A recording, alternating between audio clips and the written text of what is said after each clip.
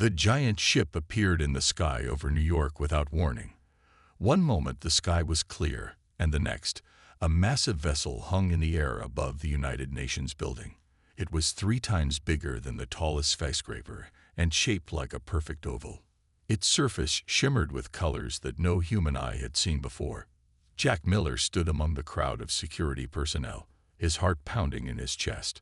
At 28, the former military pilot had seen many things, but nothing like this. His job as a security consultant for the UN was usually boring. Today was different. "All units stay alert," crackled the voice in his earpiece. "No one makes a move unless ordered." People around the world watched their screens as the alien ship opened. A beam of gentle blue light touched down on the UN plaza. Through this light, figures began to descend. The aliens called themselves the Vexari. Their leader was King Orlin, tall and regal with skin that shifted colors like oil on water.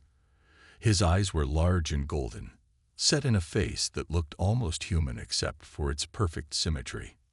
"We have watched your world for many cycles," King Orlin announced to the gathered world leaders. His voice was deep and musical, translated by a small device at his throat. "Earth is now invited to learn about the Stellar Commonwealth, a union of 37 spacefaring civilizations."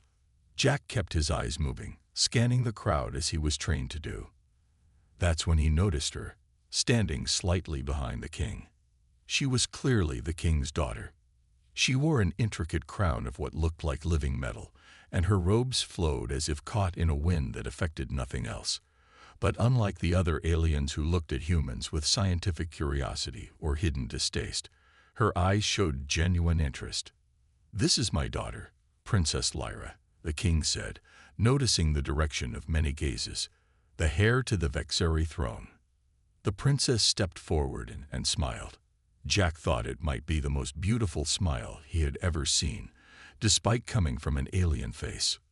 "Your world fascinates us," she said. Her voice was lighter than her father's, but carried just as well. "You humans have achieved so much in such a short time." The official meeting continued, full of big words and careful diplomatic talk. Jack stayed focused on his job, watching for any threat. Then it happened. A man broke through the barrier, running toward the aliens and shouting about invasion. Jack was the closest security officer. Without thinking, he moved. Jack tackled the man just 3 steps from Princess Lyra. They hit the ground hard. Jack quickly controlled the situation, pinning the protester until other officers arrived. When Jack stood up, he found the princess looking directly at him. Her golden eyes seemed to see through him. "Thank you," she said, not through her translator, but in carefully practiced English. "Just doing my job, Your Highness," Jack replied with a small nod. Later that evening, as Jack filed his report on the incident, his supervisor entered the office looking confused. "Miller, you're being reassigned," she said. "Temporary duty." "Where to?" Jack asked. "The Vexari delegation. Specifically, you've been requested as part of Princess Lyra's security detail during their stay." "Me? Why?" His supervisor shrugged. "The princess requested you personally. Said something about appreciating human instincts. Report to the Plaza Hotel tomorrow at 800. Jack stared at his screen. Something told him his life had just changed forever. What he didn't know was just how right he was, or that the princess had plans that would soon shock both Earth and the entire Stellar Commonwealth. In his small apartment that night, Jack looked up at the alien ship still visible in the night sky. Tomorrow, he would enter a world beyond everything he knew, guided by an alien princess with golden eyes who had noticed him among billions of humans. Jack arrived at the Plaza Hotel exactly at 8 o'clock the next morning. The building was now surrounded by strange vehicles that hovered silently above the ground. Alien guards with perfect posture stood at every entrance. "Jack Miller, reporting for security detail," he told one of them, showing his ID. The alien guard nodded and led Jack inside. The hotel lobby had been transformed overnight. Strange plants that seemed to glow from within lined the walls. The air smelled like cinnamon and something Jack couldn't name. "The human is here," announced the guard. Princess Lyra turned from where she was speaking with her advisors. Today her skin shimmered with hints of blue and purple. Her eyes lit up when she saw Jack. "Mr. Miller," she said, "thank you for coming. I hope you can help me understand your world better." Jack bowed slightly, remembering his brief training on alien royal protocol. "It's an honor, Your Highness. I'll do my best." A tall Vexari with dark green skin stepped forward. "Princess, is this necessary? We have our own security forces." "Commander Trell, this human saved me from an uncomfortable situation yesterday," Lyra replied firmly. "He knows this city and its people. He stays." Jack tried not to smile at the commander's obvious disapproval. The day's schedule was packed. The royal party would visit the Metropolitan Museum, Central Park, and finally a special dinner at the UN. Jack's job was to stay near Princess Lyra and watch for any problems. At the museum, something unexpected happened. While the king and his advisors followed the official tour, Princess Lyra pulled Jack aside. "Tell me what you think of this," she said, pointing to a simple painting of a sunset. Jack hesitated. "I'm just security, Your Highness."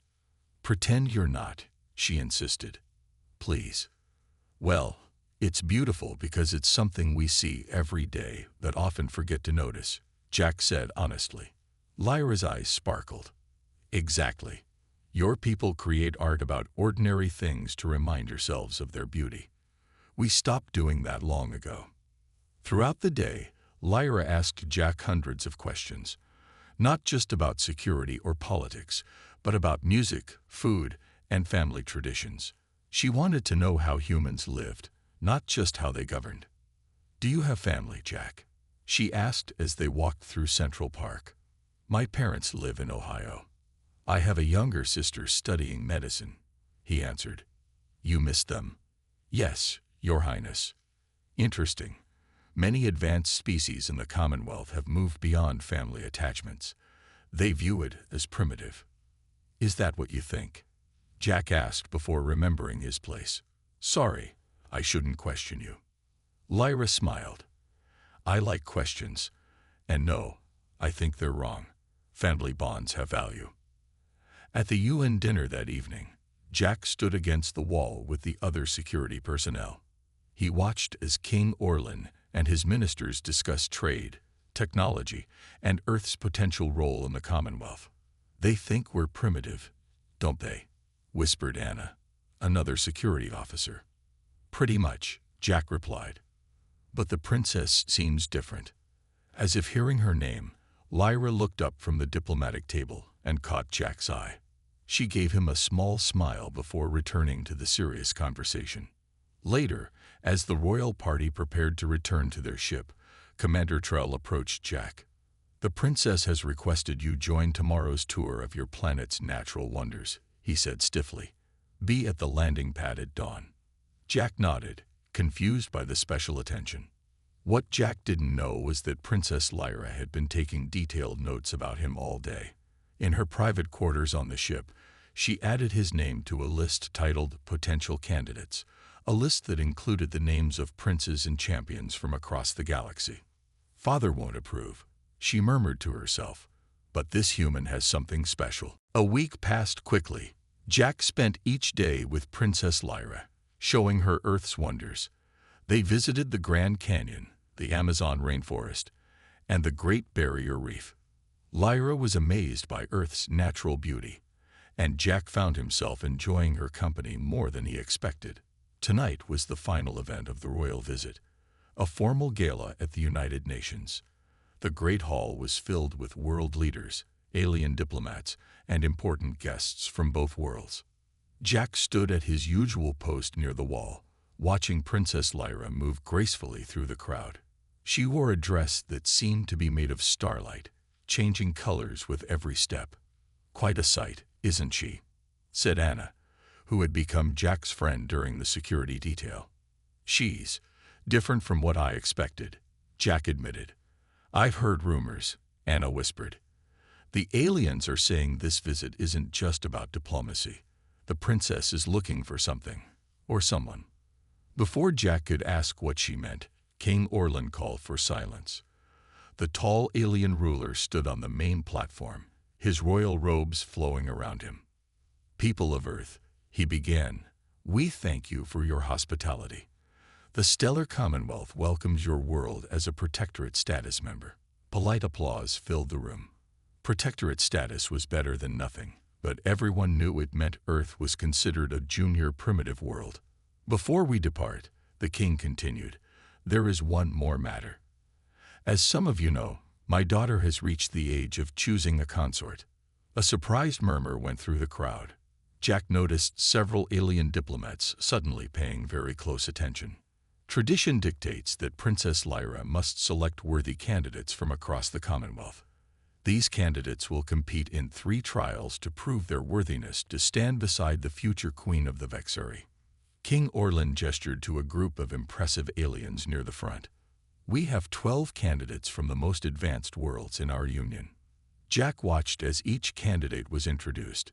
There was Prince Kell of the crystalline Luvari, Commander Brex of the warrior Taurans, and others, each more impressive than the last. Then Princess Lyra stepped forward. She looked at her father, who nodded reluctantly. "Respected guests," she said, her voice clear and confident, "I thank the noble candidates who have traveled far to honor our tradition. But my heart tells me to look in an unexpected direction." She turned, her golden eyes scanning the crowd until they found Jack. She pointed directly at him. "Human, I choose you." The room fell completely silent. Jack felt his heart stop. He must have misheard. "Security Officer Jack Miller of Earth," Lyra continued, "I name you as my final candidate." The silence broke into shocked whispers and gasps. King Orlan's face showed surprise but not anger. He clearly knew this might happen. Commander Trell stepped forward. "Princess, this is unprecedented. A human has no place in the royal trials. They are barely a spacefaring species. The ancient laws state I may choose any candidate I find worthy." Lyra replied calmly, "I have chosen." Jack felt everyone's eyes on him. He stepped forward, his mouth dry. "Your Highness," he said, trying to keep his voice steady, "I come understand." Lyra smiled. "You will. The first trial begins tomorrow aboard our ship. All candidates will compete in the trial of mind." Jack looked at the alien candidates. They were princes, warriors, and geniuses from advanced civilizations. What chance did he have? "Do you accept my choice?" Lyra asked, her voice gentler now. Jack thought about his ordinary life before the aliens came. Security work, his small apartment. Nothing special. "I accept," he said, surprising himself. Princess Lyra's smile brightened the entire room. "Then it is done. Let the competition begin." That night, Jack couldn't sleep. Tomorrow he would travel to an alien ship to compete against the galaxy's elite for a position he didn't understand. All because an alien princess had seen something in him that he couldn't see himself. Jack stood in the transport chamber of the massive Vexari ship. He wore a simple black uniform provided by the royal staff. Around him, the other 12 candidates waited. None spoke to him. Some looked at him with curiosity, others with open scorn. Princess Lyra entered, followed by her father and several judges. Her skin today had a golden glow that matched her eyes. "Candidates," she announced, "welcome to the first trial. The trial of mind will test not just intelligence, but wisdom, creativity, and courage." A door opened in the wall, revealing a long hallway that seemed to glow with its own light. "Each of you will enter the labyrinth alone," King Orlan explained. "It will read your thoughts and create challenges based on your own mind. There is no single correct path. The labyrinth judges worthiness in its own way." Jack swallowed hard. The alien candidates looked confident. Many wore devices on their heads or wrists, technology to help them. "The human goes first," Commander Trell said with a thin smile. "As the princess's special choice."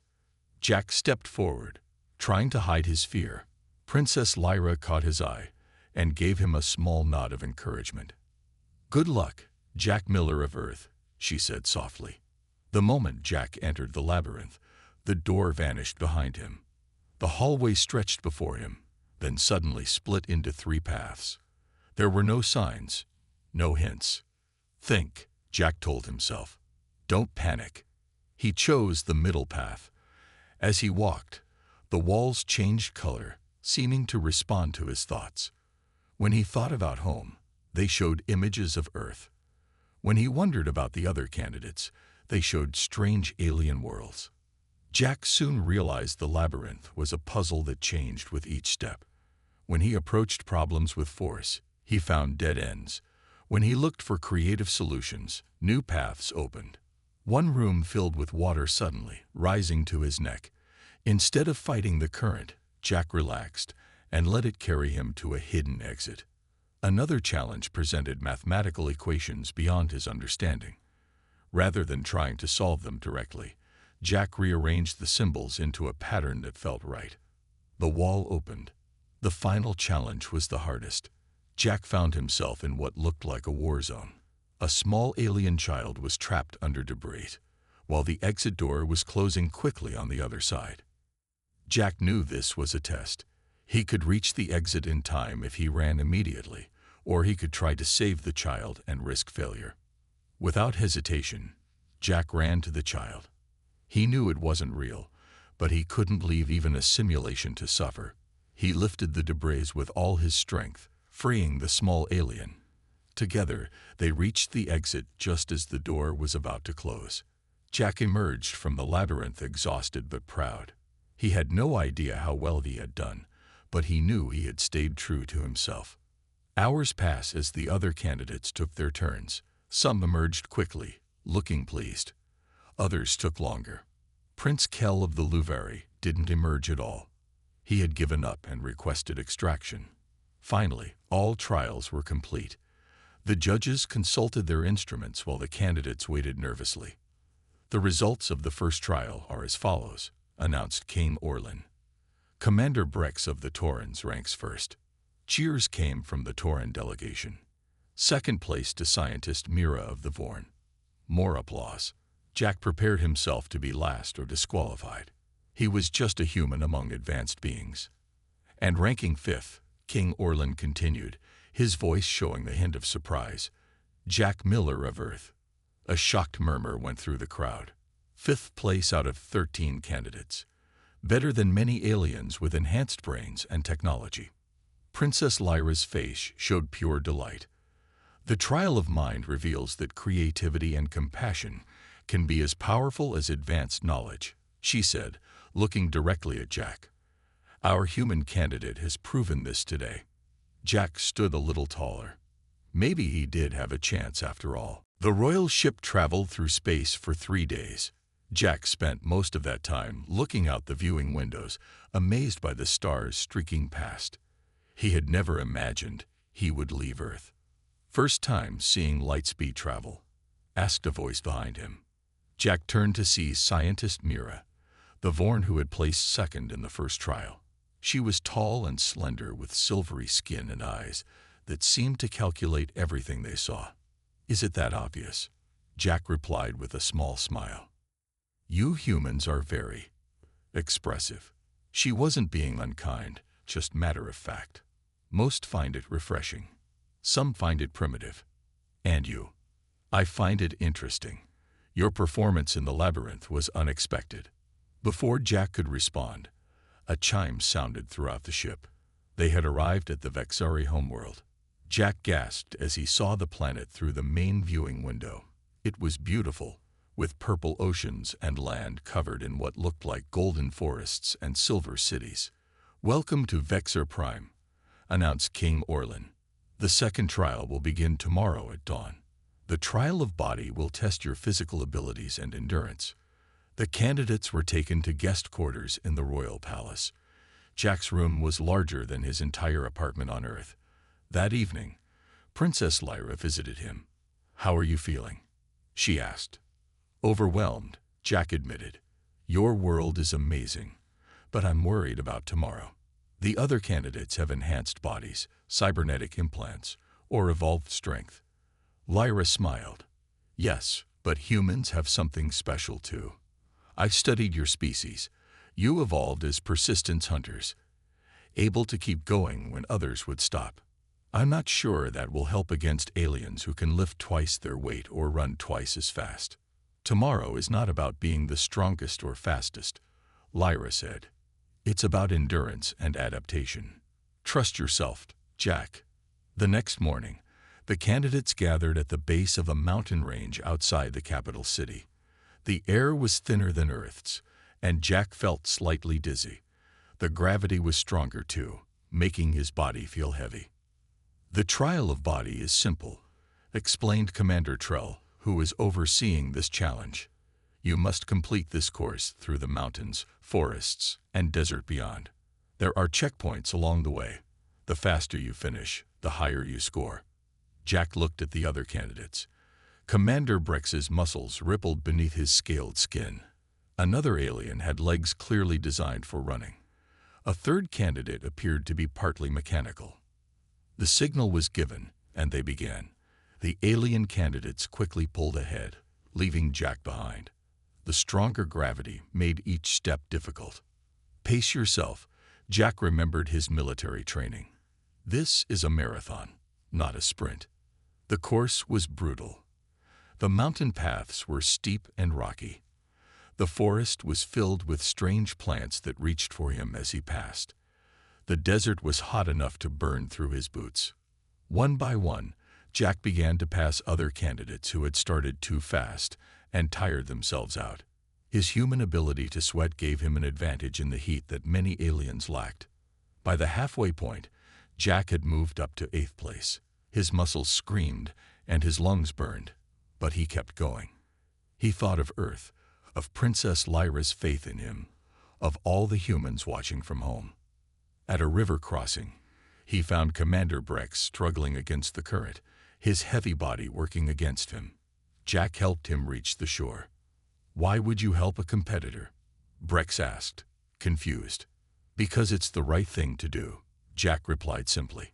Hours later, Jack crossed the finish line in 6th place.